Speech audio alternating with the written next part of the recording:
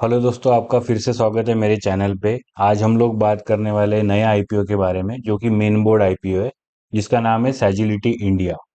तो सैजिलिटी इंडिया अपने आप में एक यूनिक कंपनी है। अभी हम लोग जानेंगे कि उसका क्या बिजनेस है, उनके फाइनेंशियल्स कैसे है, उनके सब्सक्रिप्शन का डेटा अभी तक कैसा है, और साथ ही साथ हम ये भी देखेंगे कि जीएमपी अभी उनका मार्केट में कैसा है। तो आपको लिस्टिंग के दिन ऐसा कितना गेन मिल जाएगा अगर आप सैजिलिटी के आईपीओ को अप्लाई करोगे, ये सारे डिटेल्स अभी हम लोग जानने वाले हैं। उससे पहले आप मेरे चैनल को सब्सक्राइब कर लीजिए, क्योंकि और भी कई ऐसे आईपीओ है जिनका वीडियो मैं अभी लाने वाला हूँ, जैसे कि स्विगी हो गया, एक्मे हो गया, या बहुत सारे ऐसे आईपीओज है जो दिन ब दिन मैं उसका वीडियोस डालते जाऊंगा, तो आपको उससे भी एक हेल्प मिल जाएगा। तो आइए चलते हैं, देखते हैं सैजिलिटी इंडिया के बारे में। तो सैजिलिटी इंडिया ये जो कंपनी है, ये मेजरली हेल्थ केयर में काम करती है। तो फॉर एग्जांपल अगर मैं आपको दूं कि एक इंश्योरेंस कंपनी होती है और कुछ हॉस्पिटल्स या लैब्स होते हैं। तो जब भी इंश्योरेंस कंपनी किसी इंडिविजुअल को इंश्योरेंस बेचती है, और इंश्योरेंस क्लेम करने के या सेटलमेंट के टाइम जो भी कम्युनिकेशन एक हॉस्पिटल और इंश्योरेंस कंपनी के बीच होता है, ये कंपनी उनके मेडिएशन का काम करती है। उनके जो भी प्रोडक्ट एंड सर्विसेज है वो उस रेंज में है, जो कि वो मेडिएशन को इजी बनाते हैं। तो इनका मेजर कस्टमर बेस जो है वो यूएस में है। यूएस में ही ये लोग ऑपरेट करते हैं, और इनका सारा रेवेन्यू भी यूएस कस्टमर से ही आता है। अभी चलो जानते हैं कि इसके डेट्स क्या है। मैं आ गया हूँ ज़ीरोधा की वेबसाइट पे। यहाँ पे मुझे देख रहा है कि 5 नवंबर से लेके 7 नवंबर तक इनका डेट रेंज है। 5 नवंबर मतलब आज का दिन। आज थोड़ा बहुत सब्सक्रिप्शन इसको मिला है, लेकिन हमारे पास कल परसों 2 दिन और है जिसमें हम लोग इसको सब्सक्राइब कर सकते हैं। उसका लिस्टिंग होना है 12 नवंबर को। प्राइसिंग रेंज जो है एक शेयर का वो 28 से 30 रुपीज का है, जो कि 500 शेयर का एक लॉट बनता है, जिसके लिए आपके टोटल 15,000 रुपये ब्लॉक होने वाले हैं। अगर आप मल्टीपल लॉट्स करते हो, मतलब 500, 1000 या 1500, ऐसे लॉट्स में आप अप्लाई कर सकते हो, मल्टीपल लॉट्स। तो आपको आपका उतना अमाउंट वैसे ब्लॉक होगा।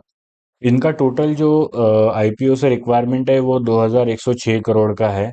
और इनके फाइनेंशियल्स भी यहाँ पे दिए हुए हैं। मैंने इनके वेबसाइट पे भी जाके सर्च किया, लेकिन फाइनेंशियल्स इनके डिटेल में है नहीं। जो भी इन्होंने डॉक्यूमेंट सबमिट किया है ब्रोकर को, उसी से मैं फाइनेंशियल्स देख पा रहा हूँ। उसमें सिर्फ 2 साल का ही डेटा है। यहाँ पे आप देखोगे कि 4 ग्राफ है, लेकिन ये जो जून 23, जून 24, ये किसी काम का डेटा नहीं है हमारे। हमको मार्च से मार्च ईयरली कैलकुलेशन मिलता है। तो मार्च 23, मार्च 24 हमको एक अच्छा व्यू देगा। हम लोग ट्राई करते हैं कि मार्च 22 का भी डेटा इसमें आ जाए, क्योंकि मैंने सुना है कि मार्च 22 में इनका जो पैट था वो नेगेटिव था। तो क्विकली अभी देखते हैं, इनका फाइनेंशियल डेटा अच्छे से समझने की कोशिश करते हैं। तो आप देख रहे पा रहे होंगे 2022 का जो डेटा मेरे स्क्रीन पे अवेलेबल है, उससे पता चलता है कि इनका टोटल सेल्स रेवेन्यू जो था 923 सीआर का था, जिसमें से मेजर एक्सपेंसेस है इनके 730 सीआर एक्सपेंसेस है। और इस इंडस्ट्री में इनके पर्टिकुलर मॉडल मॉडल में एक्सपेंसेस हो भी सकते हैं, क्योंकि ये एक मीडिएटर कंपनी है। जिनका मार्जिन रहेगा, उनसे ऊपर जो भी ट्रांजैक्शंस हो रहे हैं उनके ऊपर जो छोटा सा प्रॉफिट मार्जिन होता है, कमीशन होता है, यही इनका प्रॉफिट है। तो इसमें मेजर इनके कॉस्ट होते हैं एम्प्लॉयज, और जो भी टेक्नोलॉजी में लोग इन्वेस्ट करते हैं, क्योंकि कस्टमर केयर उसमें आ गया, बहुत सारी चीजें आ गई जो उस ट्रांजैक्शन को इजी बनाती है। तो इसमें इनका एक्सपेंसेस ज्यादा होता है। तो कमीशन के बेसिस पे इनका टोटल इनकम है। तो आप देख पा रहे होंगे एक्सपेंसेस इनका ज़्यादा है। 2022 में प्रॉफिट बिफोर टैक्स भी नेगेटिव था, प्रॉफिट आफ्टर टैक्स भी नेगेटिव था। और अर्निंग पर शेयर, जो कि एक इम्पॉर्टेंट फैक्टर होता है अपने अपने लिए, तो उसमें भी आप नेगेटिव अर्निंग पर शेयर इनका 2022 में है। और डिविडेंड तो इन्हें थ्रू आउट इन्होंने 3 साल तक किसी को डिविडेंड दिया नहीं है। 2023 में सडन इंक्रीज है उनके सेल्स में। तो ये इनका आईपीओ प्लानिंग भी हो सकता है कि चलो मुझे 2024 में आईपीओ लाना है, तो मैं थोड़ा सा और एम्प्लॉयज हायर करूँ, और टेक्नोलॉजी में इन्वेस्ट करूँ, और थोड़ा सा प्राइवेट फंडिंग भी उठाऊँ, और उससे क्या करूँ, थोड़ा सा रेवेन्यू को ग्रो करूँ। तो उससे प्रॉफिट भी बढ़ेगा, रेवेन्यू भी बढ़ेगा, और लोगों का थोड़ा ट्रस्ट भी बढ़ता है। तो ये बुरा नहीं है, इन द सेंस ये बिजनेस एक्सपांशन है। ऐसा भी नहीं है कि सिर्फ दिखाने के लिए लोग कर रहे हैं, इन्होंने एक्चुअल में 2 साल वो किया है। तो मार्च में इनका जो रेवेन्यू है वो बहुत अच्छा है कंपेरेटिवली। 2022। और जैसे कि एक्सपेंसेस है वो भी ऐसे ही प्रोपोर्शनेटली उनके बढ़ रहे हैं।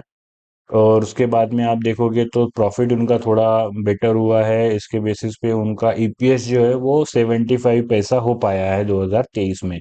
सिमिलर उन्होंने ग्रोथ मेंटेन किया 2024 में, और उनके बाद उसके बाद में जो उनका ईपीएस हुआ है वो 53 पैसा है। तो फाइनेंशियल डेटा इतना ज़्यादा कन्विंसिंग नहीं है, लेकिन 53 पैसा पर शेयर ईपीएस है, नेगेटिव नहीं है, वो एक बात है अच्छी। लेकिन इतना भी कन्विंसिंग फाइनेंशियल डेटा इनका अभी तक नहीं है। तो चलिए देखते हैं कि इनको सब्सक्राइब किसने किया है। तो एनएससी की वेबसाइट पे मैं आ गया हूँ। टोटल अभी तक सिर्फ 12% सब्सक्रिप्शन इनको मिला है। देखते हैं डिटेल में कि किन लोगों ने सब्सक्राइब किया है। क्वालिफाइड इंस्टीट्यूशनल बायर्स ने बिल्कुल भी अप्लाई नहीं किया है। आज एक दिन हो चुका है, थोड़ा बहुत तो करना चाहिए था, एक दिन हुआ है तो, लेकिन बिल्कुल भी नहीं किया है, तो ये एक रेड फ्लैग है मेरे लिए। उसके बाद में आप और सेक्शन में देखोगे तो रिटेल में 60% अप्लीकेशन आ चुके हैं। एम्प्लॉयज ने सबसे ज्यादा किया है जो कि 97% है। ऑब्वियसली करेंगे क्योंकि एम्प्लॉयज को ये 2 रुपए सस्ता शेयर देने वाले हैं, तो अगर ये 30 पर अलॉट होगा तो डेफिनेटली एम्प्लॉयज को 28 में मिलेगा, तो उनको लिस्टिंग डे के दिन थोड़ा तो प्रॉफिट होना ही है कंपेरेटिव टू अदर इंडिविजुअल्स। उसके बाद में सब्सक्रिप्शन डेटा भी इनका इतना कन्विंसिंग नहीं है फिलहाल। लेकिन हम लोग क्या करेंगे, एक दिन और वेट करेंगे, और 7 नवंबर को फिर से एक बार मॉर्निंग में चेक कर सकते हैं। फिर से मैं थोड़ा सा एक छोटा क्लिप बना के आपको भेज दूंगा, यूट्यूब पे डाल दूंगा, आप उसको देख सकते हैं, या आप खुद भी इस वेबसाइट पे आके क्विकली देख सकते हैं। अगर आपको लगा कि क्वालिफाइड इंस्टीट्यूशनल बायर्स ने अच्छे से सब्सक्राइब किया है और टोटल जो सब्सक्रिप्शन है वो थोड़ा ज़्यादा है, तो डेफिनेटली आप इसको अप्लाई करिए, क्योंकि प्राइस बैंड इतना अट्रैक्टिव है। थोड़ा बहुत प्रॉफिट अगर आपको मिल गया, 2 रुपए 3 रुपए भी अगर बढ़ गया, तो ओवरऑल अगर 500 शेयर देखोगे तो आपको 1500 2000 का एक दिन में प्रॉफिट आ जाएगा। ठीक है।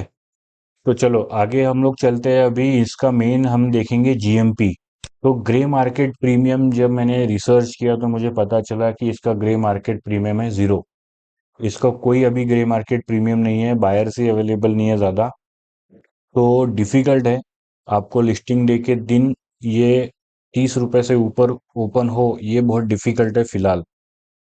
लेकिन जैसा कि हमने कहा कि अब हम लोग एक दिन वेट करेंगे, 7 तारीख को मॉर्निंग में देखेंगे। अगर इसका जीएमपी इम्प्रूव होता है तो उसके लिए इसका जीएमपी और सब्सक्रिप्शन का फिर से मैं एक छोटा सा कुछ क्लिप बना के डाल दूंगा। अगर ये इम्प्रूव होता है तो आपको इमीडिएटली पता चल जाएगा, और उस दिन आप इसको ज़रूर फिर अप्लाई कर सकते हैं। लेकिन फिलहाल अभी तक के लिए तो मेरे तरफ से इतना अट्रैक्टिव मुझे डेटा नहीं लगा है, और मल्टीपल साइट्स पे इसका जीएमपी 0 ही दिख रहा है। तो इतना अट्रैक्टिव डेटा नहीं है, आप अभी इसमें, मैं तो अप्लाई नहीं करूंगा, और मेरा सजेशन आपको भी यही रहेगा। फिलहाल इसको अप्लाई नहीं करते, 7 तारीख को फिर से देखते हैं, अगर कुछ डेटा अट्रैक्टिव लगा तो फिर से हम लोग अप्लाई करने का सोचेंगे।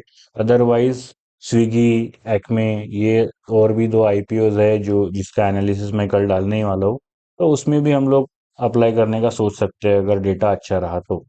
चलिए फिर हम लोग कल मिलते हैं स्विगी और एक्मे के एनालिसिस में। और मैं ट्राई करूंगा कि इन तीनों का कंपेरेटिव भी मैं कल डालूं, तो 7 तारीख को अपने को ये भी क्लियर हो जाए कि तीनों में से किस में भी पैसा लगाने से अपने को कुछ मिल सकता है।